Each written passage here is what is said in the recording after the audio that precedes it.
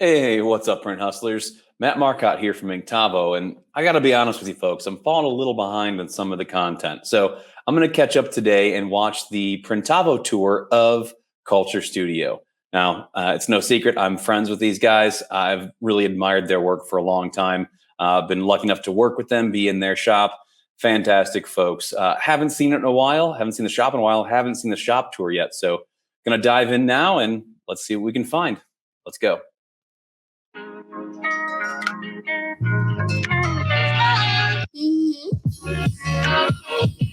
All right. So you walk into that culture right there, and it does set the tone. There's Rich. Rich is a fantastic guy. He kind of runs operations over there. They're all great folks. We got to listen to the intro.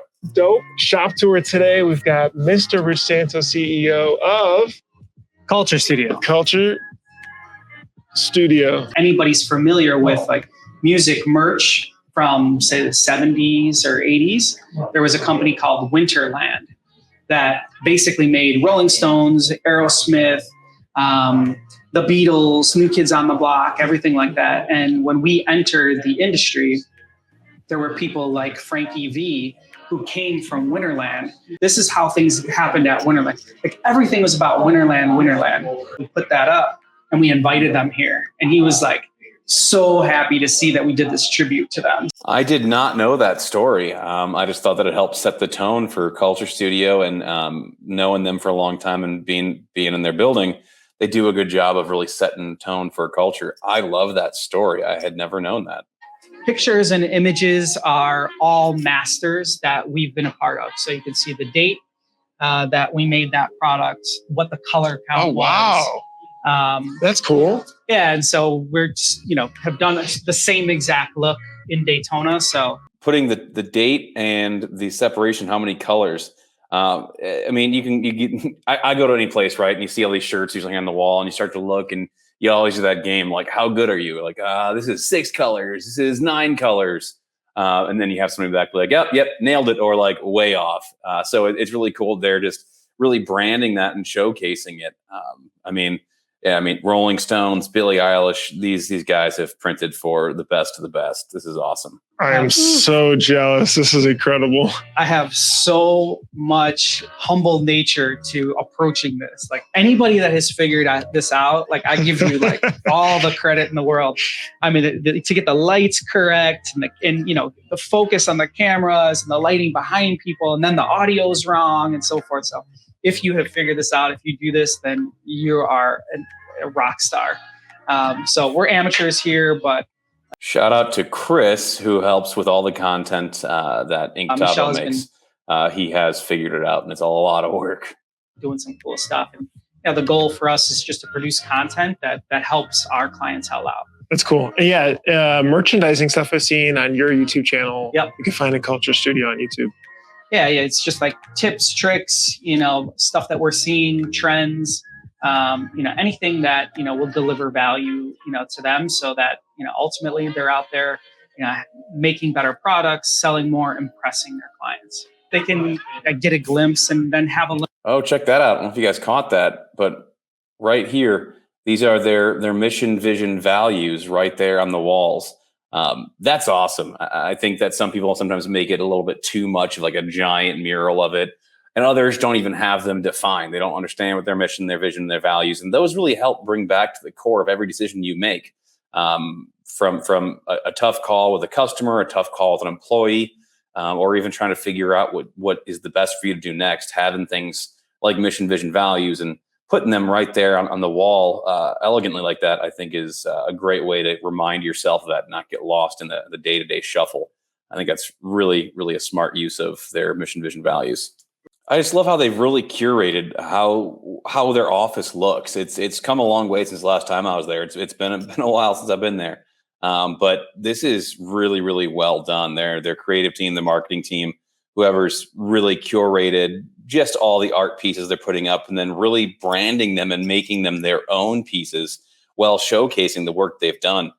I think that's beautifully, beautifully done, and something that I think more shops should try to do. Again, helping really push in that culture, the culture land, as they referenced at the beginning, and then the mission, vision, values, and seeing all the work. That's got to help really bring a source of pride to you, because I know these folks are working their butts off. I mean, you heard them talking about how there's only 2 hours a day it's done for maintenance. The rest of the time, 22 hours of production. These folks are working. So seeing stuff like this, trophy, as Bruce called it, kind of trophies there, that really has got to help kind of ignite the passion if you're ever kind of feeling some lulls and some blues in the work there. This is awesome. Oh, wow. Catalog those high-res photo approvals inside of our platform for perfect repeatability every single time. Wait, so everything that goes through pre-press, you see what happened right now, Yep. comes out, goes to the like photo Yep. cube. And we'll And a photo. high-res photo it and catalog every single one of them. And that's for your purpose or approvals or both? Both. I mean, we So what he just said is that every single print they do, they take a photo of and catalog it.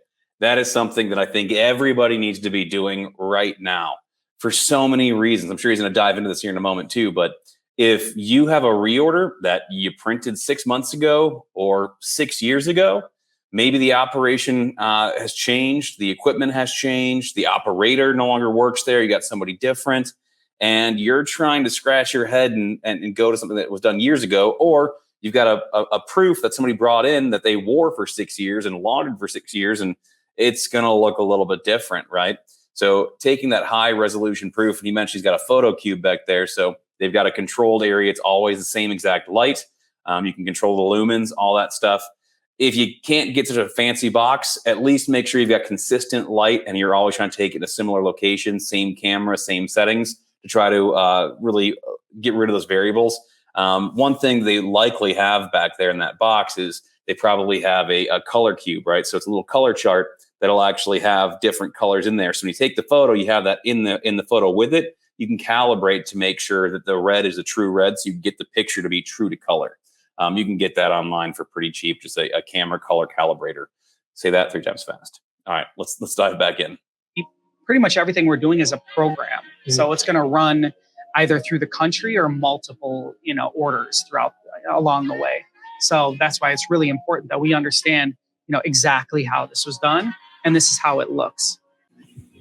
Drying in cabinets, direct to screen. All right, real quick.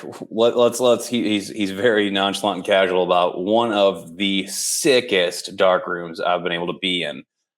So these boxes right here, you can see through. You're seeing in this next room. So this right here is where they actually take the screens that are reclaimed in this back room, and on the other side of that wall, those doors open up and those screens come into right here. These are controlled with heat and humidity. So these screens get cleaned out back here, put into this box, and they are dried rapidly. And then you can open up from this side and pull that cart out. They got another one of these in the opposite wall where after they coat the screens, they can go into another one of those controlled environments, and they're really ready to go very, very quickly. This room they're in is also humidity and temperature controlled. Obviously, they got yellow lights in there for safety to not expose the screens. These guys are flying.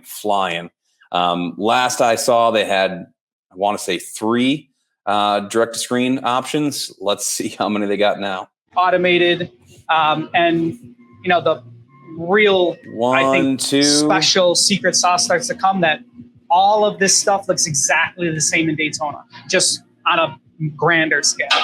So everything that you're seeing is... So they're currently using the Kiwo XTS. They're using wax. I know these guys have really had every type of equipment in this room over the years. So there's not anybody I'd probably ask more about an opinion on when it comes to what their preference is on RIPs as well as actual direct-to-screen units. Looks like they're both running on, these are Kiwo XTSs. We make exact mirrors of everything. Wow. So if we produce something here in Chicago, we can move it over to Daytona with just... Okay, so it looks like they moved the box over here. So there's the other dry box. This is their exposure unit. Check this thing out, right? This is really, really rad. So I believe this was a custom build. So on this far side, there's just a little lip that opens up, and they've got little sliders so they can slide it over for like one giant screen or slide them over to have multiple small screens or standard screens. And they just slide the screen in, close it, hit the button, right? Because they're dealing with, in this case now, wax, even if they were using ink, they don't need to worry about a vacuum, right? So all they have to worry about is making sure they've got a solid light and they've got the correct distance. They're definitely using, I want to say, probably an OLED in the bottom of this. So probably like 6K or an 8K exposure, and able to put in 2 screens in there. And I'm sure it's quick. I mean, they're doing a lot of discharge and water-based, so they're definitely using a diazo emulsion. But I'm sure they're able to get 2 because they can put 2 in here at the same time.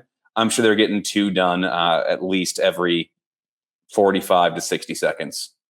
One swoop, and that order would move over. They would get the art files. They would get the garments. They would get all the colors.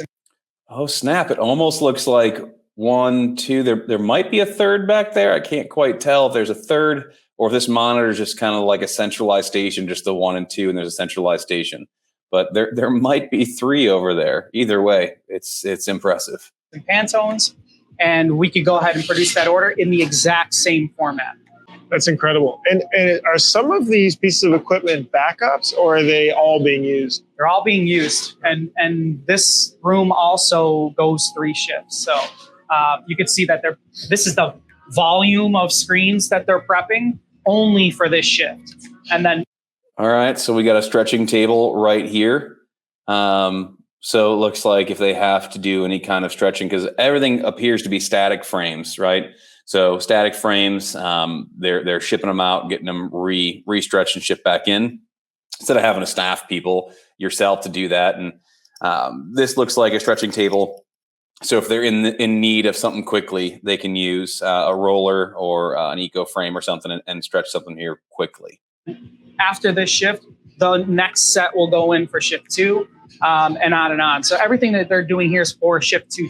Then back here, we can see that's an iMage Unicoat that he's using right now. Looks like there's just one, so able to keep up with loading the XTSs, hitting print on both those. They're going to go ahead and print out the wax onto the screens. He can put 2 in here, hit go, come over here, load a screen, hit go, and just kind of walk in a circle and just plow through the work, really push it through. This is awesome. Holy cow. How many screens per day would you say, would you guesstimate are being...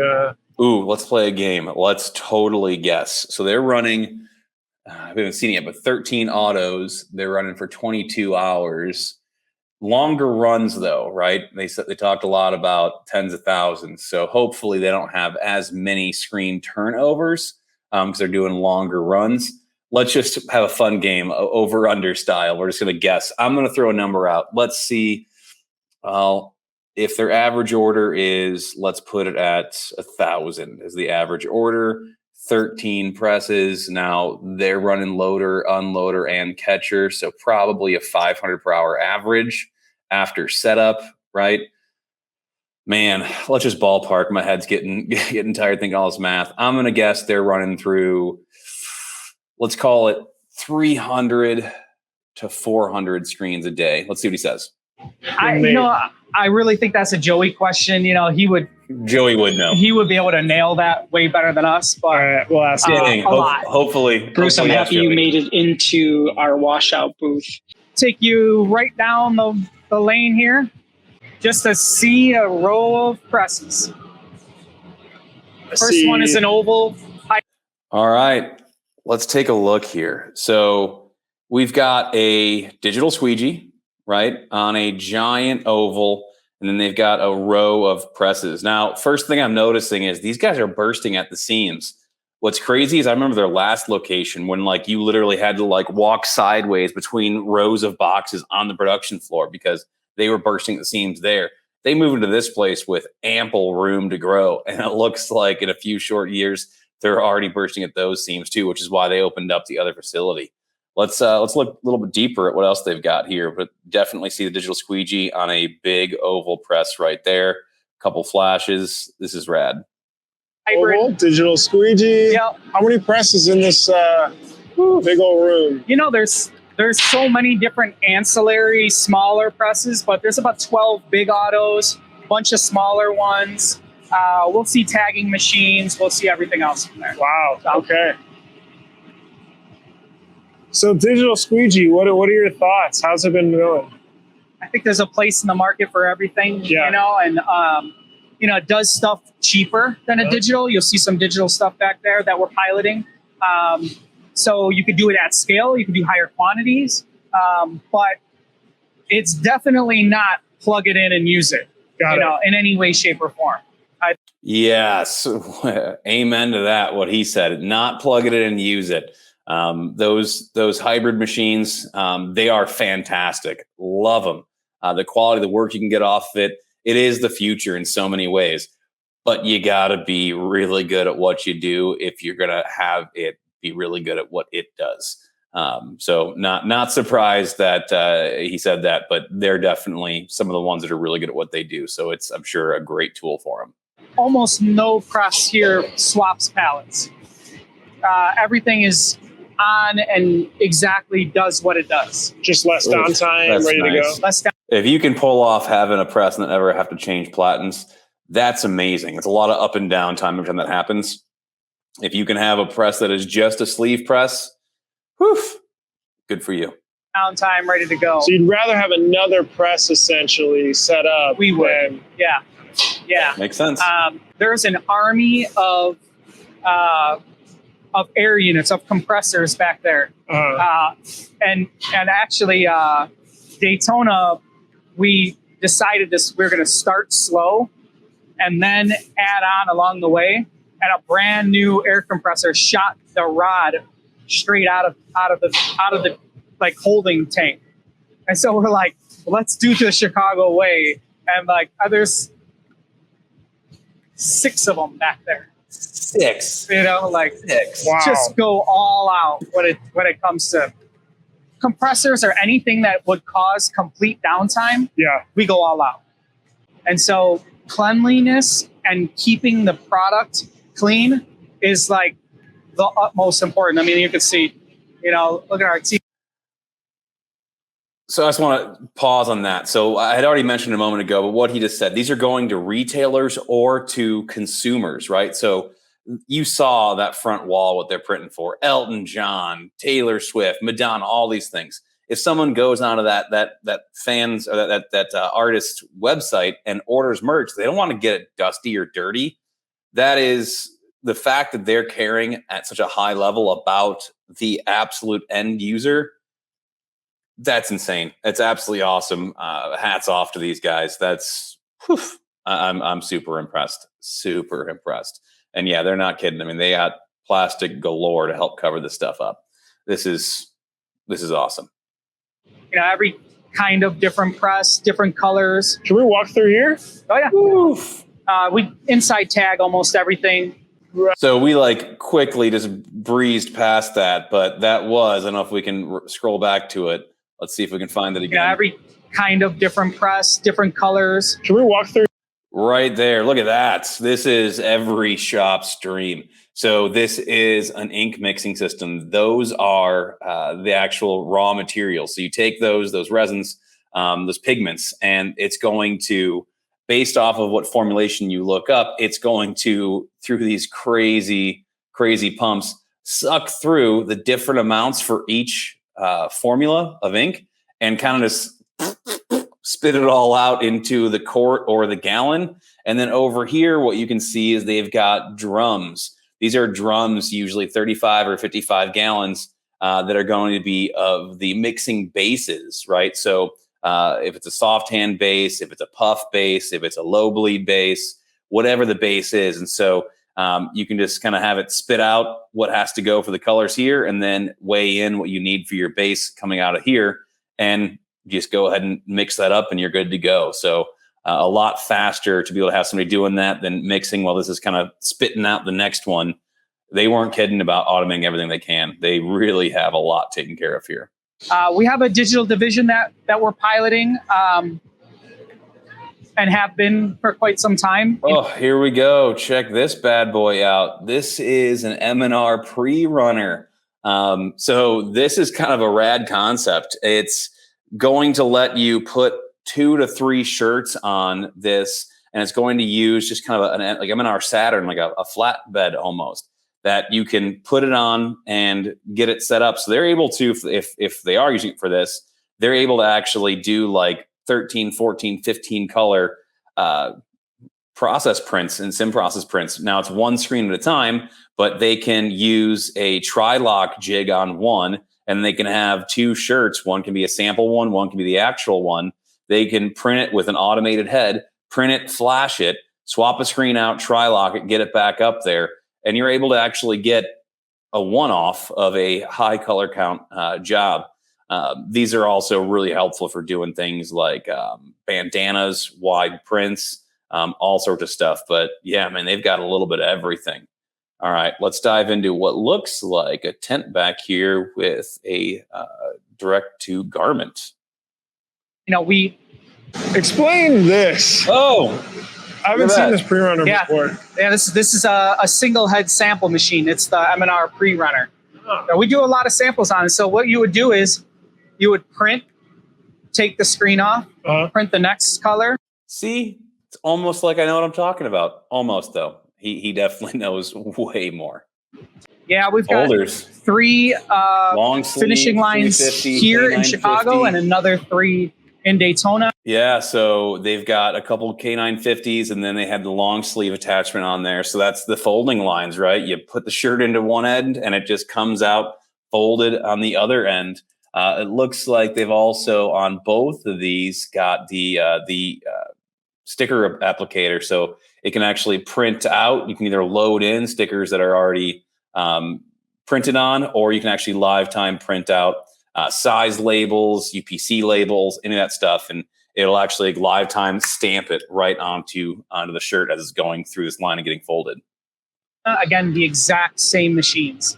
And so that, very helpful for Jose, for example, when he goes down there, he can pick up and train the team really fast. Yep. So here you can see it's getting the stamp inside the 950. The shirt comes through here. They've got a bagger. So it comes through here, gets bagged, then it comes with this conveyor and probably drops into a bin they usually put right there. He's not trying to figure out a brand new press or a brand new machine. I also love that. I don't know if you noticed on this little, almost looks like a mobile desk, there were pieces of information that were laminated and adhered to the table, putting the answer where the questions could come up with. So it would appear that if this employee has a question about something, doesn't have to go anywhere to find the answer. It's literally right there. A quick reference, right back to work. Love seeing that.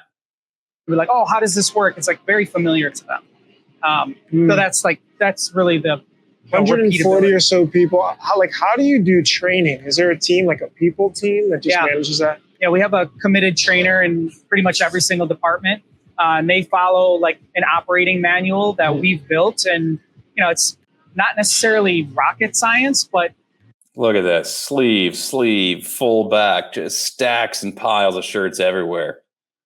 If you send us something, it's very hard for us to figure out when. But we get thousands of boxes every single day. Yeah. So the more that we control, the more that we have the tracking, the more that we're controlling the ordering and bringing in product ahead of time, speeds everything up, because otherwise we're sifting through thousands and thousands. Yeah. So one thing he just said there is when they control the product, right? When they are actually ordering the blanks, they can control more of when they're coming in. They can source them from different places. When the customer is shipping them in, it's harder to control that and know exactly what's going on. If you've got, he said thousands a day. I mean, let's say you even got 200 boxes coming in a day. And there's like 4 that you're like, I don't know what this tracking's for. I don't know what this is. You open it up, like, cool, more black t-shirts. I don't know what they're for. You're going to put them aside and you're focusing on the ones you actually know about. So what he's saying is if they can control it, if they can source the goods, they can really hone into when they got there and get them right in that speed to market he's talking about. Logistics was the same way. We've got 3 trucks right now, 2 here, 1 in Daytona, and we're going to continue to increase that. It's just a drive. I live in Chicago, right? I legit can't go more than a week or 2 without seeing one of those trucks somewhere on the highway. They're getting all around Chicagoland. They're hustling.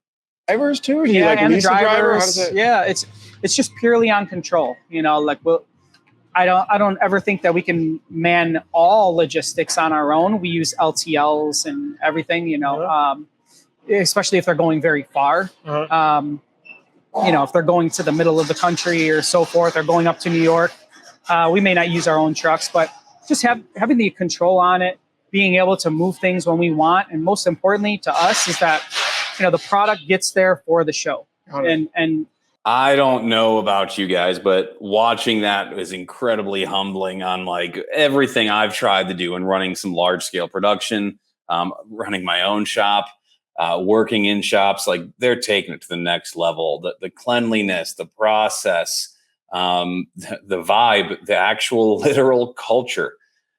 Next level. That was a lot of fun to kind of get to pause, freeze frame, look at stuff, analyze, hear Rich talk about what they're doing, why they're doing, how they're doing. Bruce coming in clutch with great questions too, asking some things that I was kind of jumping the gun on too in there. But wow, what a great shop, great video. Really glad I caught up on this one. Big shout out to Culture Studio. Thanks for being everything you guys are and inspiring all of us in the industry. That was truly awesome. All right. Well, thanks so much, Print Hustlers. Let me know in the comments what you thought of this video or what you thought about my commentary. I'll try not to cry too much if you didn't like it. But let us know how you felt and let us know what your reaction was and stay tuned for more. See you guys.